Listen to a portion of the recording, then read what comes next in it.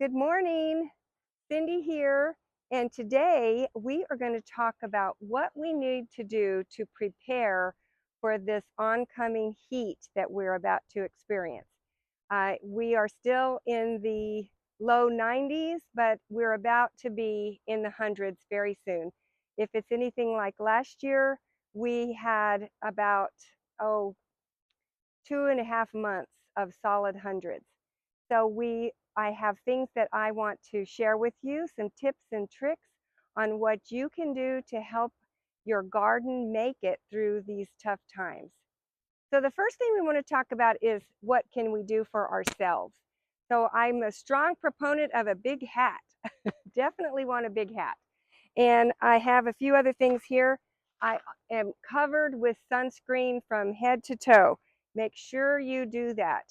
And drink a lot of water. I love to have my coffee in the morning, but I also add a lot of water.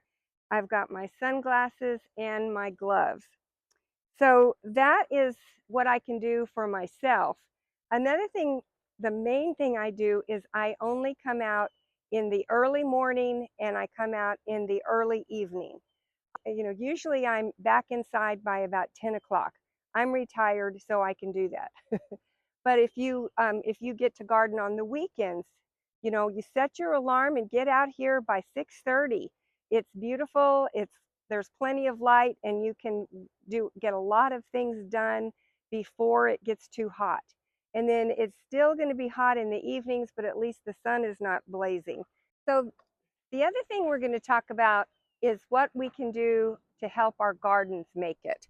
This morning, I am going to be working in this garden bed here to my right, and I want to share with you several things that I do to keep my gardens making it and surviving with these incredible temperatures. So let's get a little closer to the garden and I'll show you what I'm doing. In an early video, I showed you how we connected our own do-it-yourself drip irrigation system to a faucet. So this is our faucet out here, and we have a timer, and it has 4 zones on it. And you just screw those in, and you're off to the races. And it has a timer, and you can set what time you want each zone to come on and for how long you want each zone to come on. And then as we follow this tube around, you can see it's going to this garden here. And I have laid out my tubing, and this has holes in it about every 12 inches, and it drips very nicely, and it gets every one of these plants watered. When you're talking drip irrigation, you need to think in hours. When you talk sprinkling, you can do that in, say, minutes. But in drip irrigation, I usually run this for an hour and a half to get enough water because it comes out very, very slowly. The next thing I have to do is cover this with mulch. And so I have, my sweet husband went to Lowe's and picked up all these bags of mulch. They go all the way down. And that's my job this morning, is to get those spread in this garden. So this mulch is going to do several things for me. The first thing it's going to do is protect this hose. These hose will last you a lot longer if the sun is not beating down on them. I am going to add 3 inches of mulch to the entire garden, and that is also going to save me a lot of water evaporating in the air. So when I water this, I have not had the mulch down here for a while, and I notice that the soil stays moist for about 5 hours. And then it just evaporates. I know that I've got to get the mulch on top, and then when I water, my soil will stay moist for several days. And my goal is to not have to water very much and keep all of these plants living and thriving and growing. and I have to be able to supply them plenty of water, but I do not want that water to just go right up in the atmosphere. So the 3 inches of mulch is going to do that. The mulch also is a weed suppressant. It is cedar, so it also does some good for repelling insects and just keeps that moisture in. So that is the main thing I do in all of my gardens. I make sure that everybody is ready for the heat with their thick layer of mulch. Another thing I'll share with you is I have a plant water schedule, and we are always on some kind of a water restriction, and that's fine. I understand that. As a gardener, that's tough for us. So we can only water once a week. And so what I do is I have every garden here written down, and I set my timers and my zones for certain time throughout the day. So say this garden might start at 5 in the morning and go for an hour and a half. And then another garden, I will, I usually get 2 gardens watered at a time. I have about 12 garden areas, and so I divide that up into 6 different time slots. And so I'm watering 2 gardens at a time. And another thing you have to think about is how much water pressure you have. I have enough pressure to have 2 different zones going at the same time. So that works out for us. But if I didn't have this all written down, it would just be a crazy mess, and 1 or 2 gardens would get forgotten. So writing it down is really helpful. So another thing that I think is really, really important is choosing the right plants that can survive in our extremely challenging conditions. So we have the limestone soil, which is a really high pH. And so it's very alkaline, and there are lots of things that don't like this kind of soil and these rocky conditions. I'm also try very hard to choose plants that require little water or low water, and that's another tip to make sure that I certainly would not put azaleas or camellias or high water use plants out here. Everything from this particular book, this is specially made for Central Texas, and it is from Grow Green. It includes only native or adapted plants for our area, and that is the only things that I have back here. I also do have a few things in pots. I know you guys are going to say, hey, but what about that bougainvillea and what about that hibiscus? Yes, I do cheat sometimes, and I do have things in pots, and I'm usually pretty sorry about that the middle of July when I'm out there continuing to water. But I would say that 95% of everything I am growing is native and adapted and can take very little water and not die and there's were times last year that we were told we couldn't water anything at all, and that was tough. And so everything made it though, and that really shows that if you choose things from the native and adapted plants, you can make it. All right, so let's get started. It's time to put this mulch out and get this garden bed ready for the heat. I have found that a couple of things really help me when I have to do a dusty type of a job. One of them is goggles. I have a dry eye. I don't know if many of you out there have dry eye, but these goggles really, really help. They have rubber all the way around. They're not attractive, so but they do the trick. And I also wear a mask, and that really helps. If your allergies or whatever issues you've got going, there is a lot of dust coming up from when you lay this mulch. And of course, I have my gloves on. All right, so I'm going to get all ready, put my hat back on, and start laying this mulch. Kind of scary, huh? And I'm doing this early morning. It's 7 o'clock right now. It is fairly comfortable. It's still in the 80s, but I'm going to, Do a few bags, take a break, do a few more bags, take a break, and keep drinking lots of water. All right, let's get started. Another trick I have for you is these are pretty heavy bags for me. And so what I do is I cut them in half, and then I can just sprinkle them out in wherever I want to put them. So you take your X-Acto knife, you got to have a good X-Acto knife out here, and you just split them right in the middle. So let me do this one for you.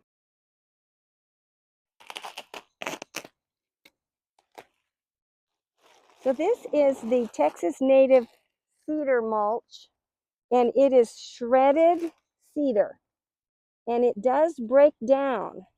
And so I like to choose a mulch that breaks down and feeds my soil in the process.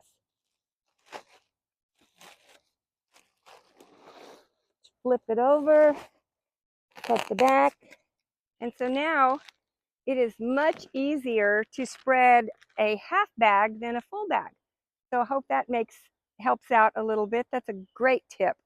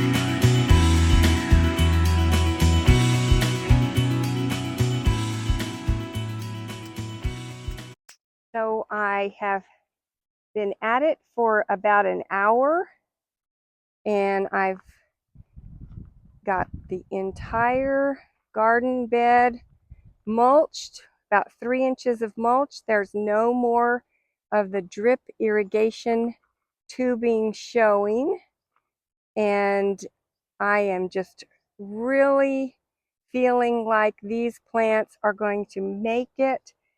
So the number one thing is these are all drought tolerant plants that can handle a week or more without water.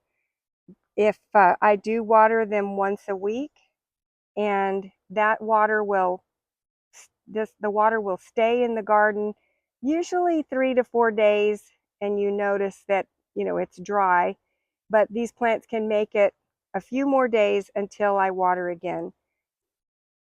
I've done everything I can to get my native and adapted plants prepared for the intense heat that is coming. And I can give you a complete list of all of the plants that I have here.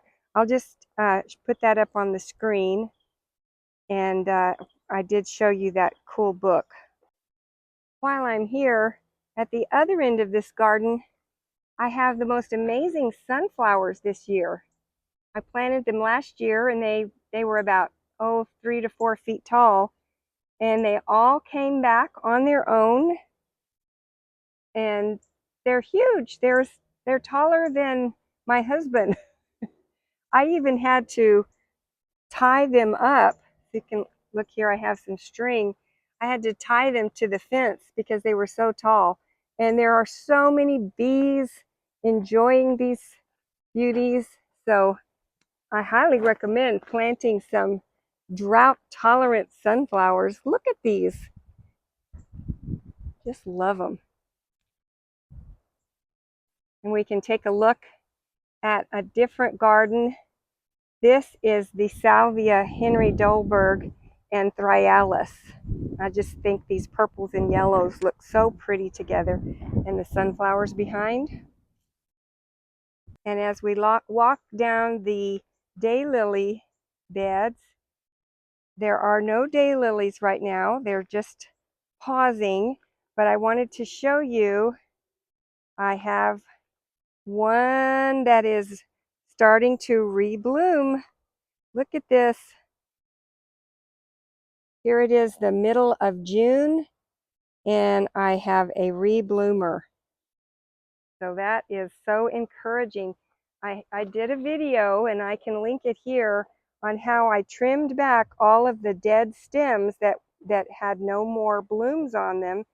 And now they're starting to come back with the second phase of reblooming. And as we approach my raised bed, I was going to show you that I have planted zinnias, and that this is a really smart thing to plant here in Central Texas, because they love the sun and they don't mind a little bit of drought. They do like, to be watered. But look at these. They're like dahlias. They're so big.